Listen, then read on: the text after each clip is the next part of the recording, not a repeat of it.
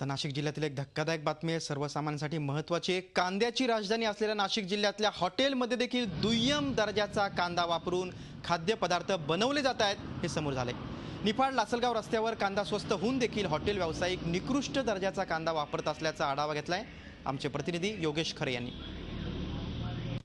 नाशिक जिल्ह्यामध्ये कांदा स्वस्त झालेला असला तरी घाणेरडा कांदा हा नाशिक जिल्ह्यातल्या हॉटेल्समध्ये वापरला जातोय।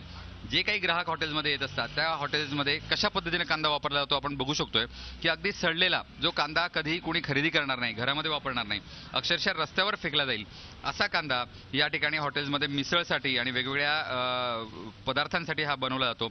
आपण बघू शकतो की हाच कांदा या ठिकाणी तयार झालेला आहे। याच्यावरची जी घाणेरडी सगळी जी काही कांदे आहेत ते बाजूला ठेवले आहेत आणि त्याच ठिकाणी बाजूला हाच कांदा कटिंग करून या इथले जे भेळ भत्ता असतो किंवा त्याचबरोबर काही मिसळ असते किंवा खाद्यपदार्थ असतात त्या सगळ्यांसाठी वापरले जातात। या प्रकारचे सर्व कांदे हे जवळजवळ 2 रुपये किलो 1 रुपया किलोने या ठिकाणी मिळत असावेत।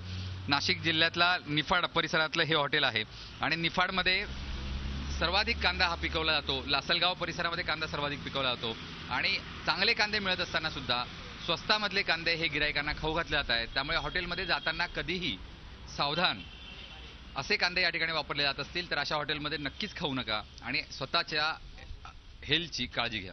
व्हिडिओ जर्नलिस्ट मंगेशसह योगेश खरे, झी मीडिया, नाशिक। झी 24 तास रहा एक पाऊल पुढे।